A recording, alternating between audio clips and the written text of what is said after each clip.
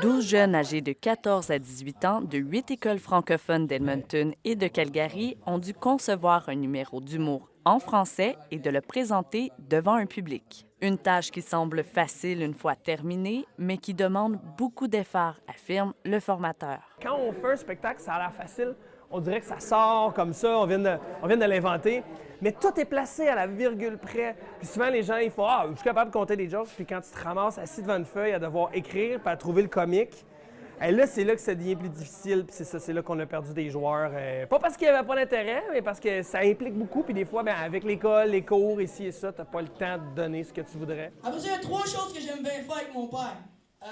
Jouer au poker, jouer au pool, puis surtout... Seulement 4 jeunes ont en effet décidé de poursuivre l'aventure et de se rendre à la finale qui avait lieu hier à l'école Michael-Jean d'Edmonton. Un moment angoissant pour ces derniers qui ont fait preuve de beaucoup de courage. Pour moi, qui est probablement l'élément le plus important, c'est un niveau de confiance, de monter sur scène et de se rendre vulnérable devant sa communauté et de dire « Tiens, je suis ici, je vous donne ce que j'ai à offrir ». Puis pour moi, ça ne mérite qu'un applaudissement. C'est ce qu'ils ont fait en présentant des numéros originaux, mais qui tombaient parfois dans la vulgarité. Des phrases provocatrices qui auraient pu être évitées dans un cadre scolaire. Toutefois, les jeunes ont grandi à travers cette expérience, comme c'est le cas pour le gagnant Bilal Magan, qui dit avoir amélioré son français. Parce qu'au début, je pensais que je n'étais pas capable, parce que c'était en français. Puis ça montre que maintenant, je suis capable.